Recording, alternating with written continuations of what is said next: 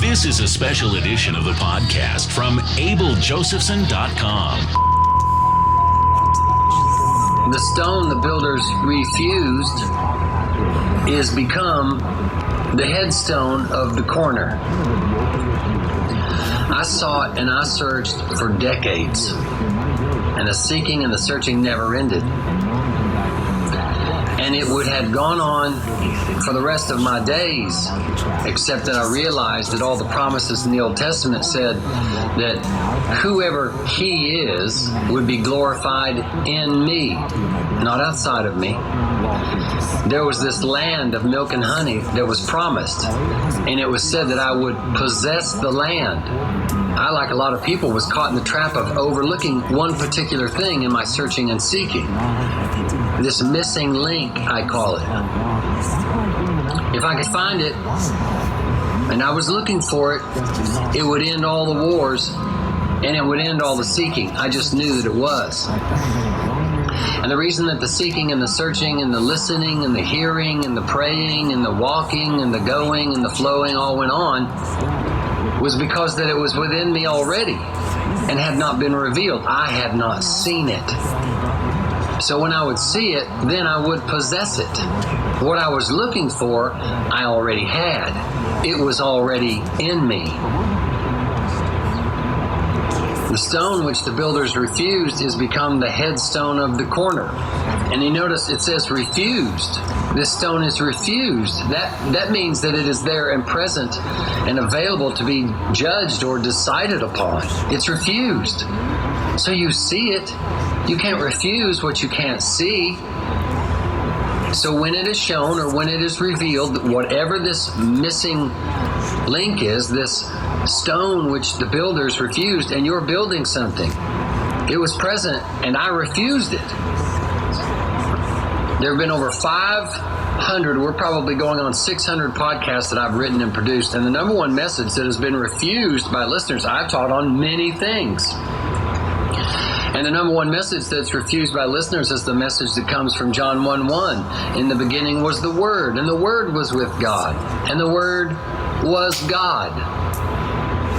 And once you know the stone which the builders refused, then it changes the entire landscape of knowledge. It changes the landscape of knowledge that is seen in the Scriptures when you look inside of them. So everybody that says that the man Jesus and who He was is the stone that is refused is missing something. Because it's all within you. The kingdom of God is within. It pertains to everything within you, not to something that happened 2,000 years ago. If there's a crucifixion that's going to go on, it's going to go on inside of you in your lifetime on this planet called Earth. The people that have refused to continue on with what I bring usually begin their refusal when they hear me continually talking about that the Word is God and that the Word is nothing more than the sound that comes from your own lips. This is when they begin to refuse. So my experience in just preaching the Word, as Paul told Timothy, preach the Word, I have found this to be true in my life. And now I see what it is in the Scriptures, because the Scriptures bear witness of me, they bear witness of you. That I present the stone that's been overlooked, and then it is refused when they see what stone it is that I'm presenting. The power of God is in the Word. You can keep your emotional relationship with this exterior God in the sky, this Jesus man in a book 2,000 years ago. I don't care. You can have that. But you miss out on something even in that if you refuse the power of the words that come out of your own mouth. The power of God is the Word. And this Word that comes out of your mouth is instantaneously the tool that is at hand for anything that you need to do to shape and rebuild and remold or whatever you need to do on the inside of you. The words you utter from your own mouth and the knowledge that your words deliver to you, this is the missing stone. And so when somebody says that the word that comes out of your mouth is a savior to you, they refuse that knowledge. They refuse that as truth. The true inner voice, and everybody has one, the true inner voice that gets the opportunity or the chance to speak from your lips is unencumbered after a while when you see the truth. But this is refused. The revelation that the Word is God is refused. People who gravitate to the podcast love the Lord. And the Lord, that word Lord, is just a code word for knowledge. They love the knowledge of the power of their own words and what speaking does for them spiritually to shape their judgments in life. And it is your judgment of your life and your circumstances, situations, that is the interpreter of your dream or the interpreter of your circumstances and experiences. Your experience just being in a car riding down the road, depending on how you see it or how you judge it, will depend on the experience that you have. One person can be riding in the car and it's just a lovely day. It's just a lovely ride in the car. The weather is nice. The seat is comfortable. We're just getting from A to B. And that can be his experience because he judges it and allows himself to see it this way. The person next to him says, I don't like riding in cars.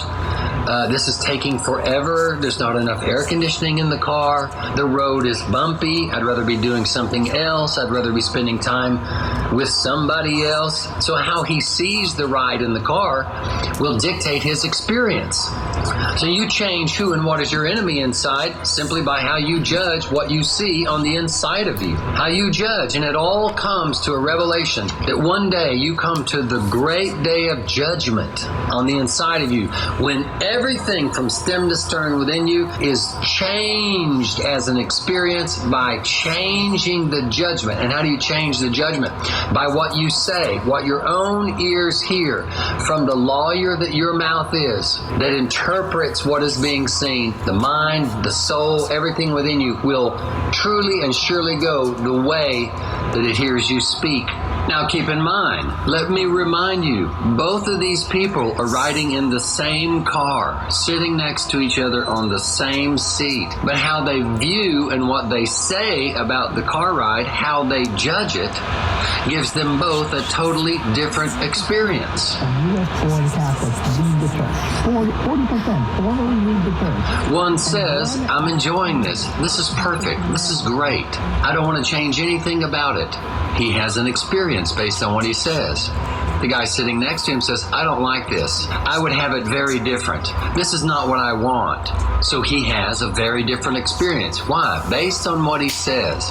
And the guy that wants to change his experience in that car ride will let go of his will, and he will speak something different that will give him a new will. And what he speaks gives him a new will. For the word is before all things. What you say is before what you want. And after he says, this is going great. I like it just like this. I wouldn't change anything. Instantly, it becomes a better experience for that person riding in the car. I'm going to talk about Jesus and his conversation with Peter. And Jesus mentions this rock or this stone that is going to be the foundation of everything that the word Jesus, for Jesus is the name of the words that come out of your honest and true heart. Those words are going to build upon a rock or a foundation, a stone. And what is the foundation he's going to build on? Belief in the Word, faith in the Word. That's what he's going to build upon. And who is he anyway? He is you, who you have not seen before. But he is in you and is glorified in you. And he is the person you have never seen, full of grace and truth, honesty. If somebody decides the podcast is an error and even that it is heresy, they base it on one thing. I've learned this by true experience, preaching of the word. They refuse the missing stone, the missing link. It is refused. And everybody has this stone on the inside of them. They need look no more. Jesus reveals the stone in his conversations with Peter. Now remember, in the story of Peter and Jesus, you, just like every parable that is told, you are every person and every object in the parable. And the voice of Jesus is within you, and the listening ear and the voice of Peter is also within you. You are both Peter and Jesus. Because this is a picture of you coming to the revelation, part of you pushing through to get the revelation out, and part of you listening and dialing in to catch the revelation or the knowledge that is coming forth from within you. You're Jesus and you're Peter in this story. You are always the speaker. You are always the hearer of the spoken words. You are the teacher and you are the student within you. Sheep and shepherd are the same. You are, and you are in all, and you are in all that is within you. You are all and in all. The entire book talks about every aspect of you. The conversation between Jesus and Peter is a conversation between two persons, two voices from within. To watch Peter and Jesus work out an issue is nothing more than to look at you. It is to work it out from within you. When you are in tune with these internal conversations, you're going to do great. Jesus and Peter is a picture of an internal conversation that's going on the inside of you. Every time a revelation comes, it will be questioned by you, from within you. To think things over, that's great. And I thought things over for years. And I sought to resolve life's questions by thinking, continually mulling things over in my mind. I said very little except to complain about my plight in searching for the missing link. The sum and totality of what I did for years, for decades, was to think about my problems, constantly had them turning over, in my mind. And I didn't realize that I wasn't thinking. A lot of people think they're thinking things through or that they have thoughts. They're actually a barrage of different judgments that are available for you to pick from, and they're all screaming inside to pick them like little children. And I just thought things over. I never said anything about myself. It doesn't even make sense. I was refusing the stone that I, as a builder of a sanctuary where peace could rest and be alive and not be bothered by me. I was building that temple, that sanctuary, but I refused the fact that I could tell me something and that if I believed what I told me, that it would come to pass and it would pertain to who and what I was, my condition, my experience inside. But I do something very different now. I open my mouth and I allow both sides of a conversation to speak from within me. And I allow them to speak to me. And everybody gets to use my tongue and my lips from within me. I'm going to talk about a many-membered body here in just a little bit and explain that a little deeper. So when I have an issue that's, that I'm confronted with inside of me, a care, a concern, a worry, a hope, a dream, whatever, I look at that and I let it talk to me. I look at whatever I'm trying to figure out and I verbalize everything that I can see about it. I interview these thoughts. I interview these powers moving on the inside of me. If fear comes, I interview fear. What do you want from me? Why are you here? What am I afraid of? Why am I afraid of it? And I say these things outside, outside of myself. I speak them out of my mouth, just like I'm talking to you now. And then I answer to myself. I answer to myself out loud. I say, Abel, this is what you want and it's okay. This is what you're afraid of, it's okay. And I reconcile all these things back to me. I reconcile that it's okay that these kind of things are going on the inside of me. For years, I thought I was wrong because I had problems or fears or worries. I'm not wrong because I have problems or fears or worries. The only thing that I am wrong, if you want to say wrong, the only thing I'm wrong about is that up until a certain point, I was refusing the stone that me as a builder of peace and peacemaking on the inside of me was refusing, and that was that I could allow all these things speaking within me to reach my lips so that they could be heard. And I am not threatened by what is threatening me from within me. I'm in full control. I'm a king with a domain, and the word that comes out of my mouth governs all of the thinking and the thoughts. But if I don't get it to my lips, the thinking and the thoughts can't hear the final judgment that I present to them. And I see thinking and thoughts, fears, worries, concerns, hopes, dreams, considerations. I see them as people. To see this and do this like I do, I suppose is a gift. For me, the rubber has to meet the road. There must be a conversation on every issue, and all parties must use my lips and my mouth to be truly heard. I cannot judge in righteousness and do justice to everything that's being heard on the inside of me unless it's given the altar or given the tongue or given my lips to speak so it can be heard. You can review something in your mind. You can think about it, but thoughts and mental considerations are one-dimensional, like a picture on a page in a magazine. They're flat. They're one-dimensional. Thoughts are one-dimensional.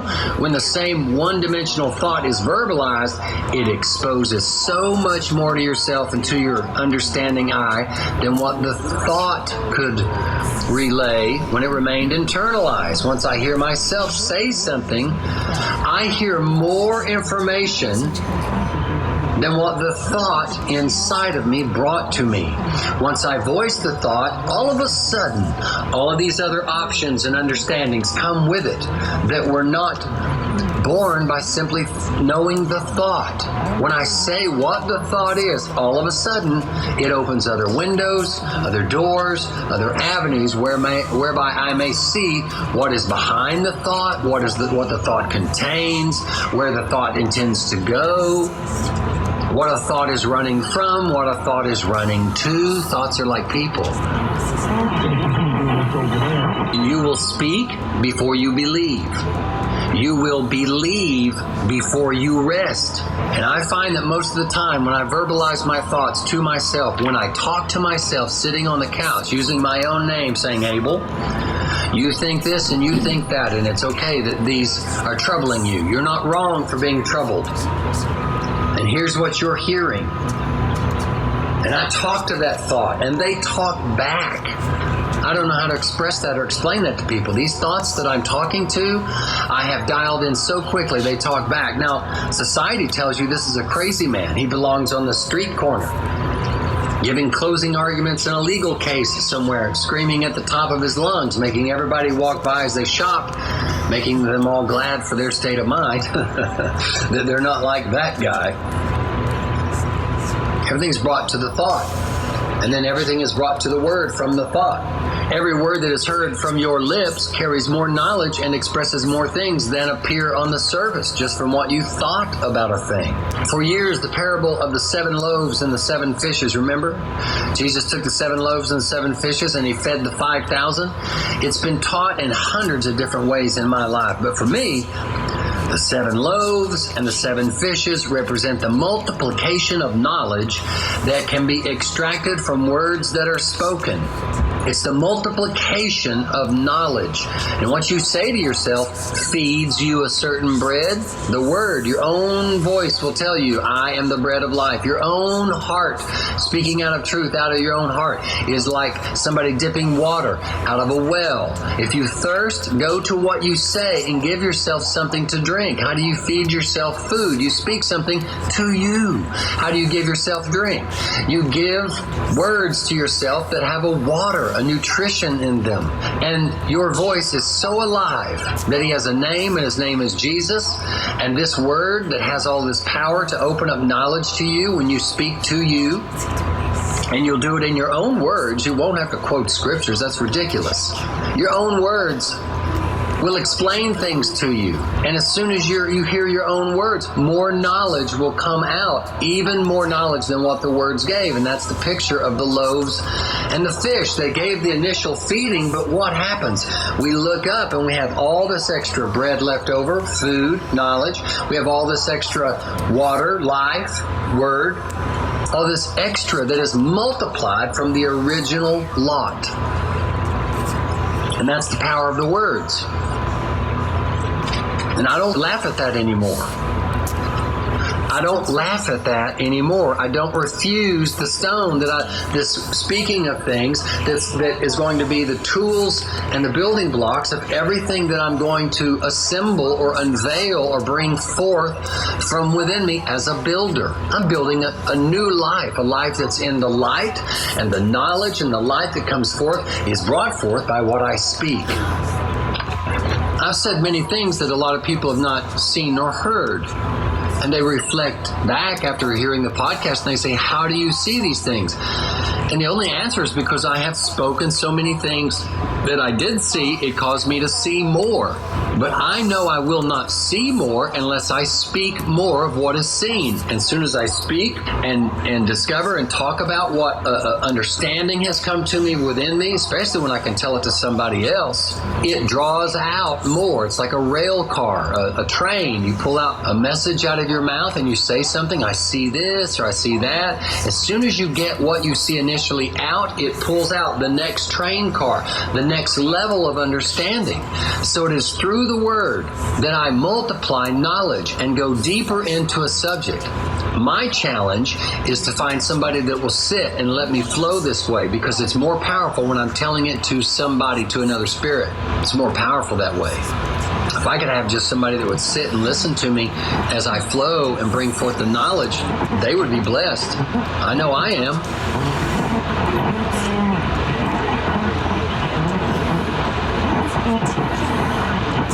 The parable of the loaves and the fishes is the acknowledgement that the Word produces and multiplies. After you have fed yourself the first feeding, more fish and more loaf comes your way. You can speak to another to extract knowledge through the Word, or as I do often, I only speak aloud to myself. I verbalize both sides of the conversation to me. Most people don't see me do this. I'll whisper it under my words while I'm watching TV, if I'm with somebody and we're watching TV or something, while I'm driving down the road. I openly speak aloud to myself. I let the Word do all the work, and it works remarkably. This is why therapists help people. See, people are already walking in this. They're just not awake to it. My interest is to awaken people to this power, to the truth about the common everyday words and talking that you do, that the power that it has in your life. And there are many that are awakened to it. But many are not awake. Both walk in the same truth. One is aware consciously, one is not aware consciously. That's the only difference. This is why therapists help people. They sit people down, tell me how you feel. Now, most of the time, they're just exposing how they feel. They don't speak creative and constructive words to redirect themselves and give themselves a new standard of knowledge whereby the rest of their world within them will respond and conform to. They lack that. Therapists tell people it causes them to hear their own words. And when they hear and when they actually listen to themselves, they expand knowledge and understanding. All of the parables of Jesus show and express the value and the glory and the miracles and the power of what your ability to speak and to produce words and language does and has for you. And what are you doing when you speak things, when you talk to yourself and break all your issues down? See, the other thing is, we all want an answer. We all want to know why we have this problem. It's the most worthless pursuit that I know of. Why never ends the problem. You might have an understanding of why you have a torment inside. So what if you know why? The only thing that's going to help you is to worship the Lord, or worship or let the knowledge of this Word that is available to you, from you, by you, through you, come forth to allow the knowledge of the Word to be a tool and a system whereby you may make changes within you. And remember, you're not changing circumstances, you're changing your judgment of what you're in. Being bothered by thoughts that come up, fears or whatever they may be, the first thing that I do is I accept that they are there and that fear is a part of my being. When I was in Christianity, they said, oh no, fear's not of anything. And what are they doing? I listen to them. They're continually saying, I bind that spirit of fear. It doesn't go away from them. It will not go away. It will not be at peace until they reconcile it back to themselves and realize that fear, for example, it's the fast go-to, fear or anxiety or phobias, whatever it is, they are a part of your experience. And they will trouble you if you refuse for them to be a part of the experience, because the truth is they are part of your experience. And as long as you deny the truth, you will be in torment. When you accept that these things are a part of your experience and you bless that they are there, that you welcome them, and that you interview them and inquire of the powers that are speaking from within you and listen to them, they will be helpful to you. But you were taught and you believed by default these things were bad. Why? Just because you were inconvenienced or troubled on the inside, discomforted at some level. So you wanted to get it out of you. You wanted to go away. You didn't want to have it present. Because why? Fear is one of the most powerful powers in the spirit world. And people, listen to me very carefully, because they deem themselves unworthy, that only Jesus and God in the sky can have power and honor and strength, that they see this power called fear come along, and they're not worthy to handle the power. Because they're not worthy, And because they have given all of their worthiness to do anything, to open the book of their life and to see what is truly in them, because they've given all by their own. And why are they powerless against fear? Because they've opened their mouth and said out loud to an image of Jesus, all power and all glory and all doings and all miracles be upon you, Jesus. But their image of Jesus is not the truth about Jesus. It's the image of an invisible man that they learned about from a book, and they're talking to him by faith, believing that he hears them, this imaginary man, and they give this imaginary man, this imaginary Savior, all glory, all power, all riches, all honor, and they possess none of it for themselves. So when problems come along, they've got to go to something else besides who and what they are. They possess nothing that this Jesus said they should and would possess. They don't possess anything. Jesus is everything in my life. And you can keep that image of Jesus. But remember, when you do that, by your own words, you have told the world within you, I have no power, I have no glory, I have no riches, I have no honor. You've taught the world within you. People that live like this constantly ask the question, how do you pray? When you pray, how do you pray? Who do you pray to? People talk to me and they hear my message and they realize I never talk about prayer, because they're in a world where they must talk about it and be educated on and try to figure out this secret mystery thing called prayer. Because if they can get it right, if they can get their voice into the throne room, if somebody will hear their cry and their plea and their word, then it will trigger this imaginary Jesus figure they have to come down and do stuff for them, to change their circumstances.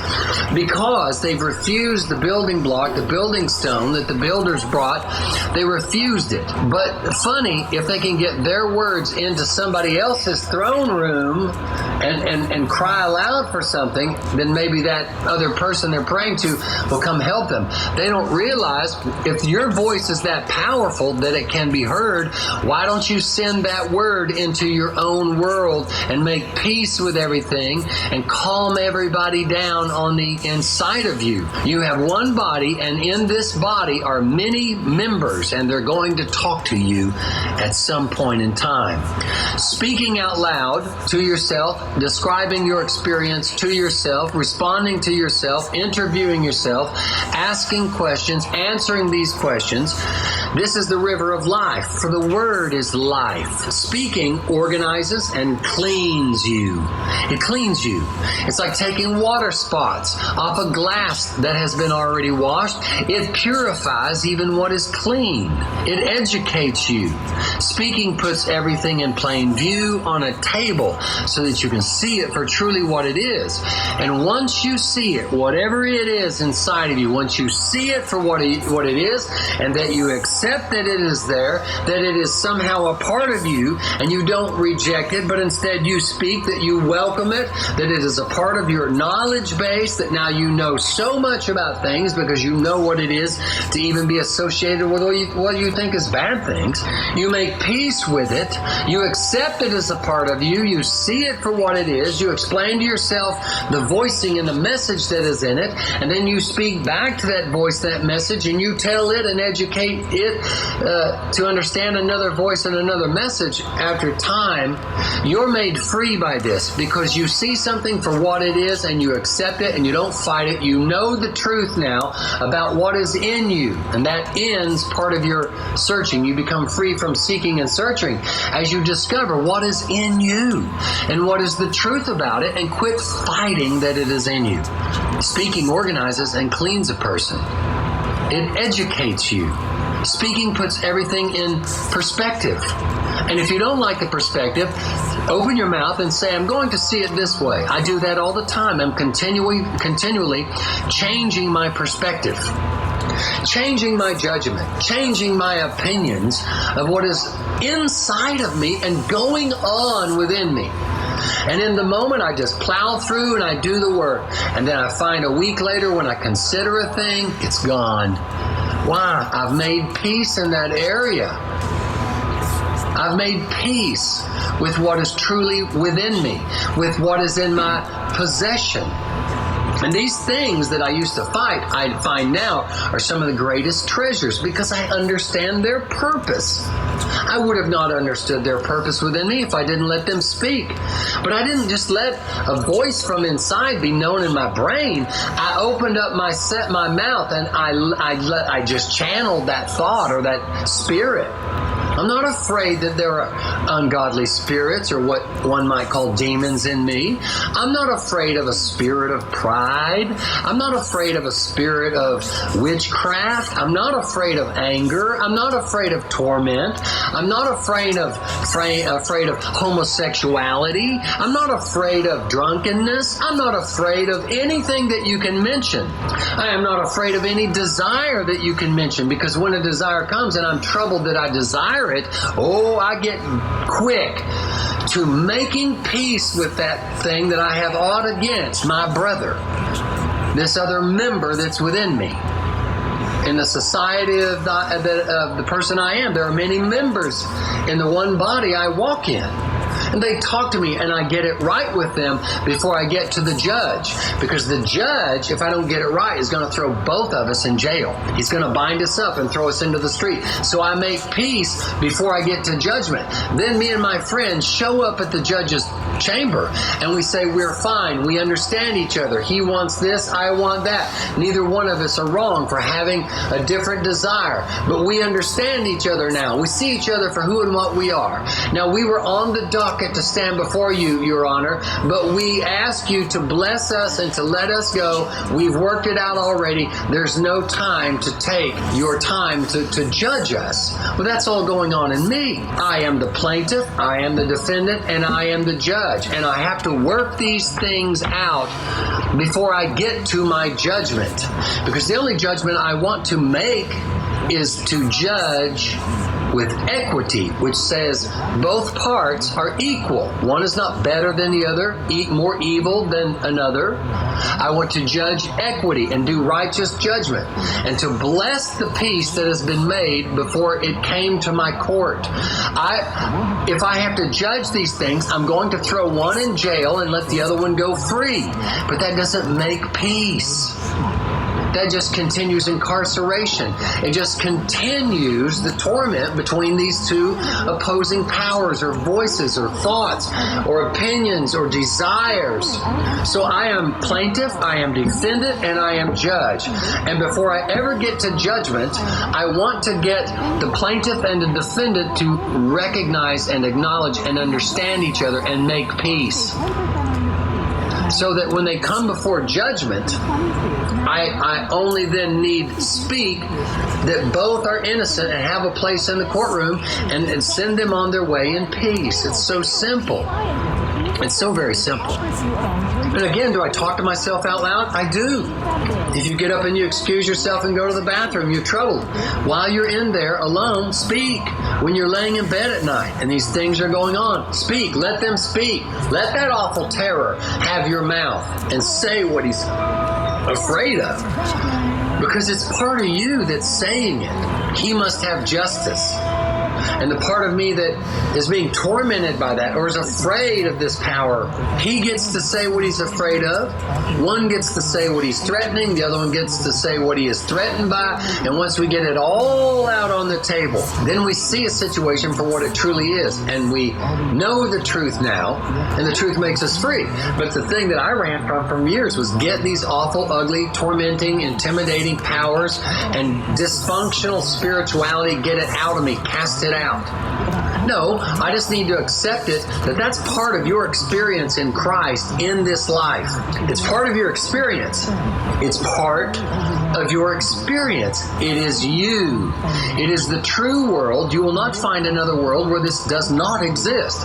This will always be the case. You will learn to govern and be right about all your governing and to get it handled and to get peace made within you. You will learn it, or you will continually to be in conflict. But you're afraid to accept what is in you. You're afraid to accept the truth about you.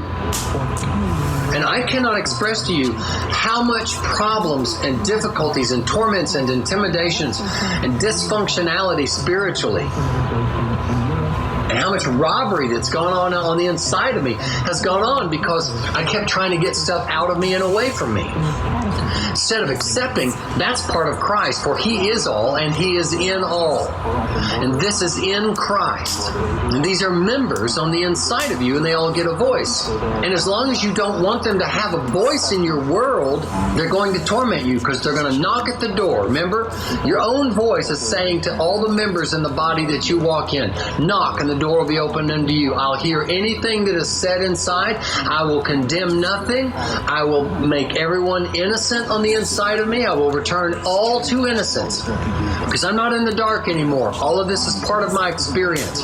It is who I am. Anger is a part of my experience of the life that I am.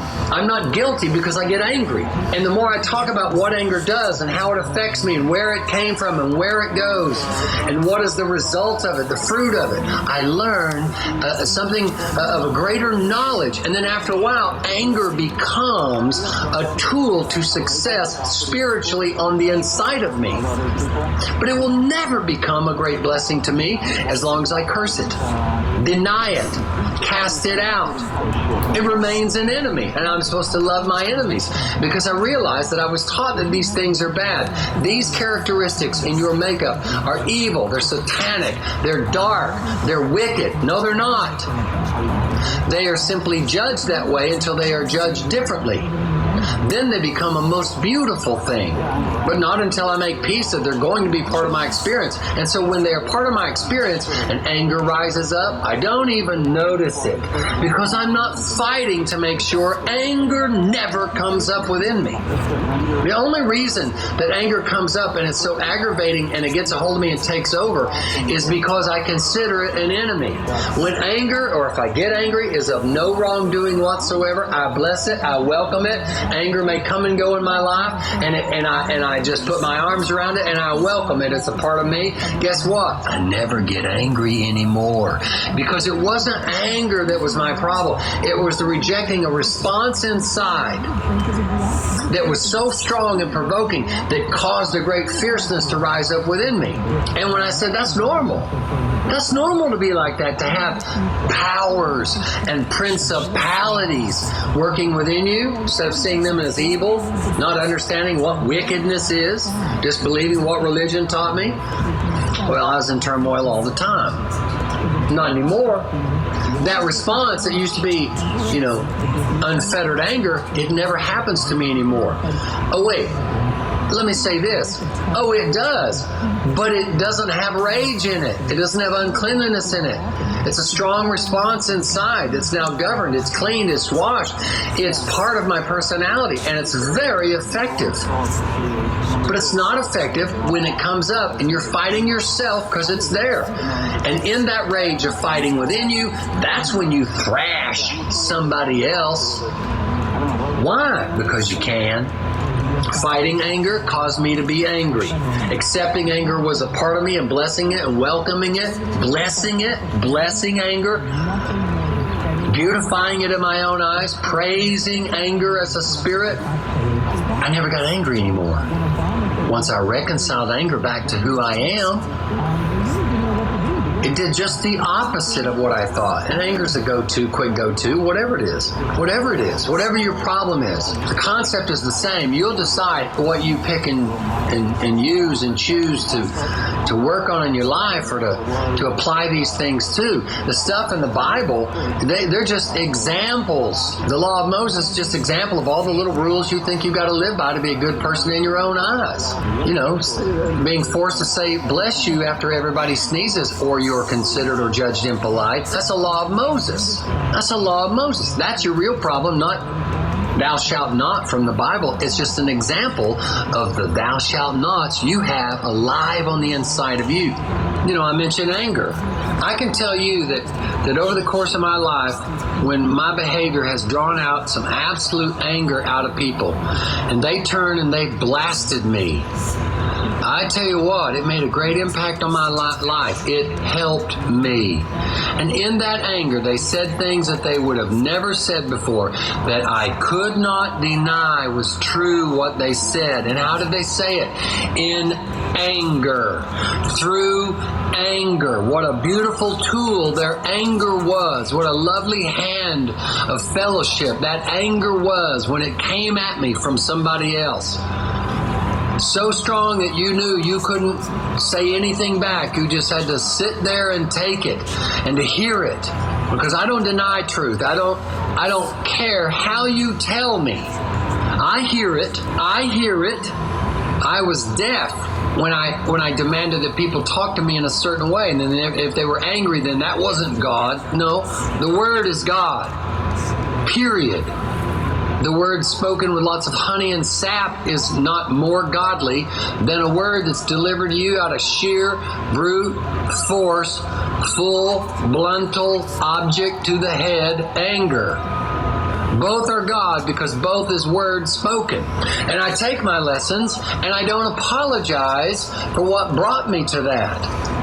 I don't walk in voluntary humility to appease another. They said their piece, I heard it, and off I go. And I don't condemn myself for having the need to be directed or dealt with through anger. Anger doesn't, I don't care about anger. Is it true what you're saying? I will know.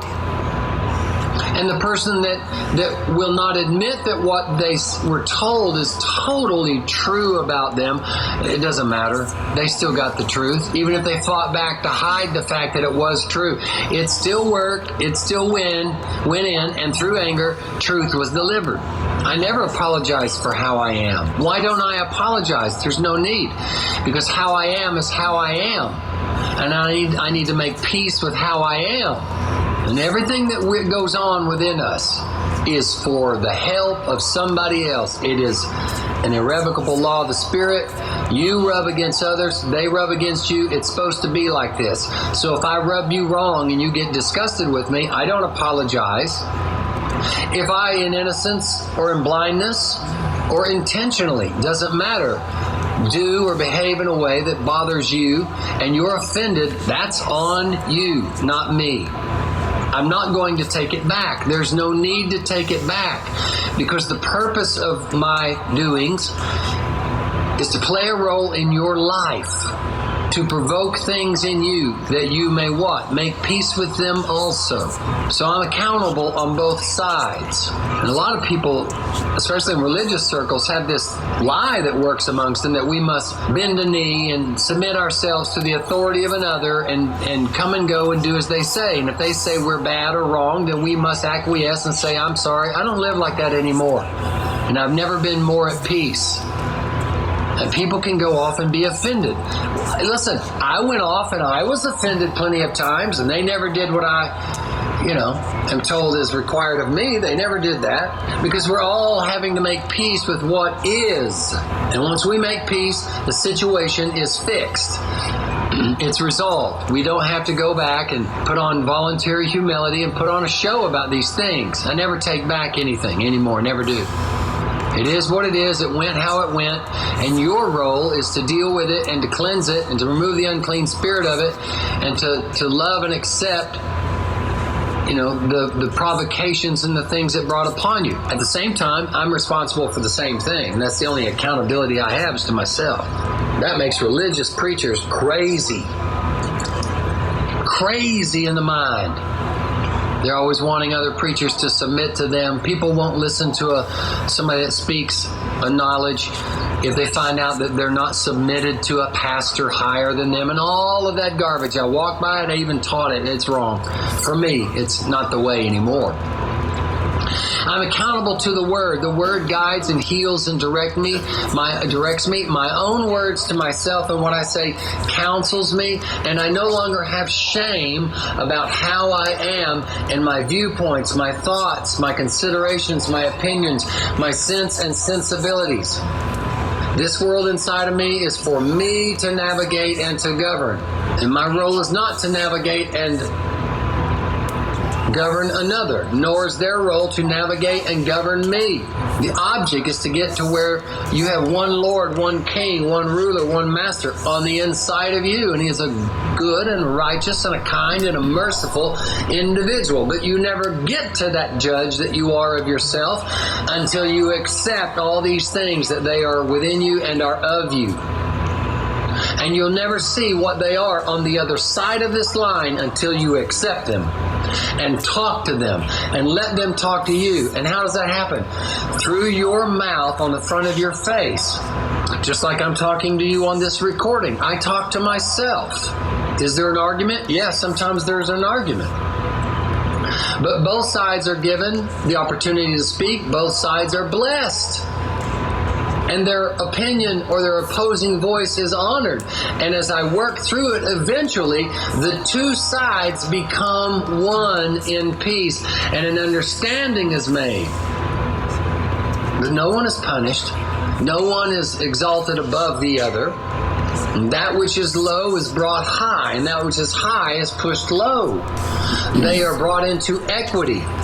And they are blessed. They are simply understood as the members that make up the totality of who and what you are. And once you get there, you have no enemies. You have only peace. You have only peace. How do you learn to do this? You develop it. You teach the way. And the words that you say to yourself, they teach you. You will be teacher and student, sheep and shepherd of the same Spirit.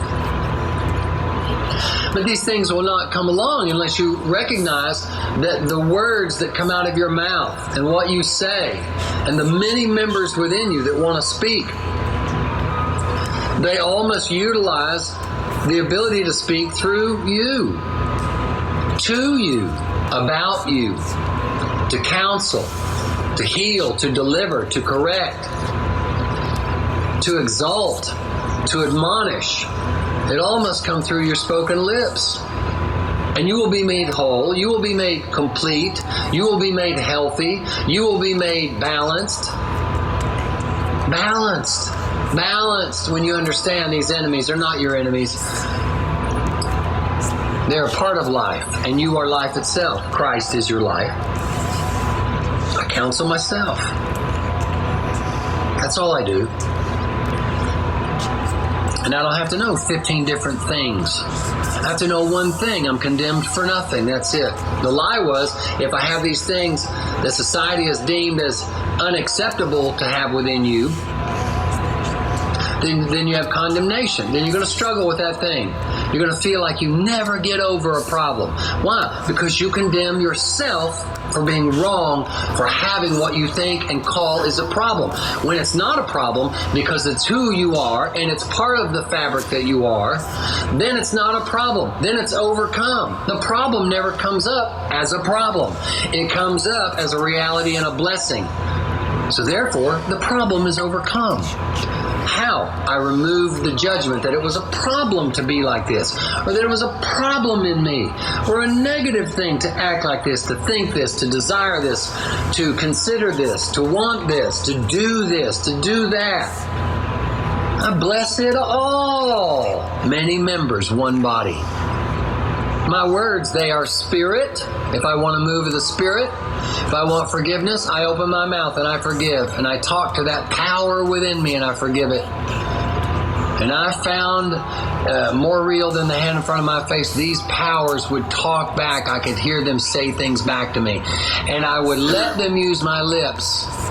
You mean you'd let that evil spirit of anger talk through you? Oh, hell yeah, I would. I let him get it all out to me.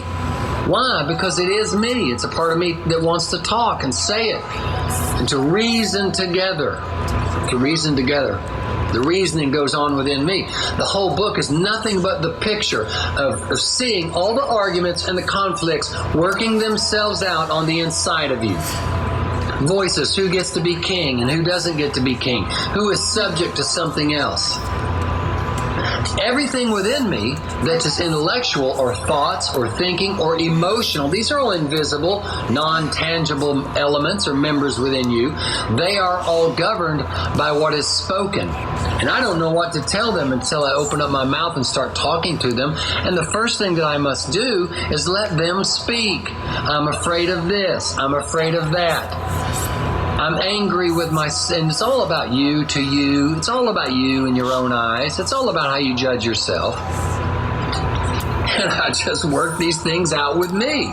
But I have to give the fears and the impulses and the desires a voice. And the only way they can have a voice is for all of the world within me to hear them spoken through my lips, so that the sound can go to my ears, so that everything within me can hear and understand. Everybody in me gets his day in court. And do I go around fishing for problems? No, they come up. They come and go on their own as needed in different times. And when they do arise, I deal with them. I counsel. That's why the Word, before it was named Jesus and personified as a living being, your own ability to speak out of your heart, is you. That's why it is given a name, Jesus. Before the name was released, he was known as a mighty counselor, Prince of Peace. Prince, anytime you see that in Scripture, just means teacher. Your words are a counselor. They're a teacher, and the vibration that is in your words will bring the healing balm of Gilead, the salve to the eyes, the comforting arm around you will be brought by your own words to you, but not if you set out to cast out, to condemn, to destroy.